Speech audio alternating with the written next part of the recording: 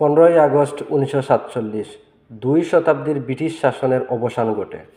প্রধানত মুসলিম সংখ্যাগরিষ্ঠ দেশের নাম হয় পাকিস্তান আর হিন্দু সংখ্যাগরিষ্ঠ দেশের নাম হয় ভারত। এই দেশভাগের সময় ভয়াবহ রকমের রক্তপাত হয়। আনুমানিক 10 লাখের বেশি মানুষ নিহত হয়, বাস্তুচ্যুত হয় 1.5 কোটি মানুষ। আর এই দেশভাগের সময় থেকেই কাশ্মীর সমস্যার সূত্রপাত হয়। কাশ্মীর একটি আলাদা রাজ্য ছিল। ভারত পাকিস্তান ভাগ হওয়ার পর কাশ্মীর কোন দেশের সঙ্গে যোগ দেবে তা নিয়ে তৈরি হয় দ্বন্দ্ব।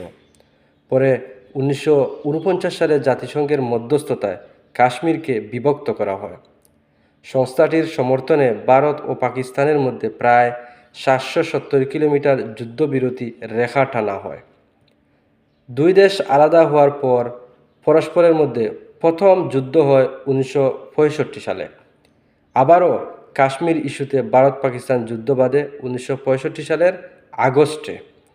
ওই সময় ভারতের দখলে থাকা কাশ্মীরের অঞ্চল পুনরুদ্ধারের চেষ্টা করে পাকিস্তান। সেই যুদ্ধে কয়েক হাজার মানুষ নিহত হন। পরে সোভিয়েত ইউনিয়ন এবং যুক্তরাষ্ট্রের মধ্যস্থতায় সেপ্টেম্বরে যুদ্ধবিরতিতে সম্মত হয় দুই দেশ। এই যুদ্ধ প্রায় 1 মাস স্থায়ী হয়। সাল 1989 কাশ্মীর নিয়ে দুই দেশের মধ্যে আবারও উত্তপ্ত পরিস্থিতি তৈরি হয়। সে সময় কয়েক হাজার সৈন্য, বেসামরিক মানুষ নিহত হয়। ভারত পাকিস্তানের বিরুদ্ধে যোদ্ধাদের অর্থায়ন এবং তাদের অস্ত্র প্রশিক্ষণে সহায়তা করার অভিযোগ করে। 1999 সাল কার্গিল পর্বতমালার বরফাচ্ছাদিত চূড়ায় ভারতীয় সামরিক ঘাঁটি দখল করে পাকিস্তান। পরে ওয়াশিংটনের তীব্র চাপের মুখে পাকিস্তান নতি স্বীকার করে। গোয়েন্দা প্রতিবেদনে দেখা গেছে সে সময় সংঘাতময় অঞ্চলের কাছে পারমাণবিক অস্ত্র মোতায়েন করেছিল পাকিস্তান। 10 সপ্তাহব্যাপী ওই যুদ্ধে কমপক্ষে 1000 মানুষ নিহত হয়। পেহেলগামে পর্যটক হত্যাকে কেন্দ্র করে বর্তমানে চলা সংঘাতের পূর্বে সর্বশেষ যুদ্ধে জড়ায় দুই দেশ 2019 সালে, যেটি পুলওয়ামা সংঘাত নামে পরিচিত। সে সময় পুলওয়ামার একটি দূতাবাসে আত্মঘাতী হামলা চালানো হয়। এতে 40 জন নিরাপত্তা বাহিনীর সদস্য নিহত হয়েছিল। তখন সাধারণ নির্বাচনের প্রচারণা নিয়ে ব্যস্ত ছিল ভারত। পাকিস্তানের ভূখণ্ডে যুদ্ধবিমান দিয়ে হামলা চালায় ভারত। সেই সংঘাতে আজাদ কাশ্মীরে ভারতীয় একটি যুদ্ধবিমান ভূপাতিত করে পাকিস্তানের সেনারা, যাতে ভারতীয় বিমান বাহিনীর IAF উইং কমান্ডার অভিনন্দনকে আটক করা হয়। MiG-21 বাইসন নামের একটি যুদ্ধবিমান ভূপাতিত করার পর আটক হন তিনি। পরে ওয়াগা সীমান্ত শান্ত রাখতে তাকে ফেরত দেয় ইসলামাবাদ।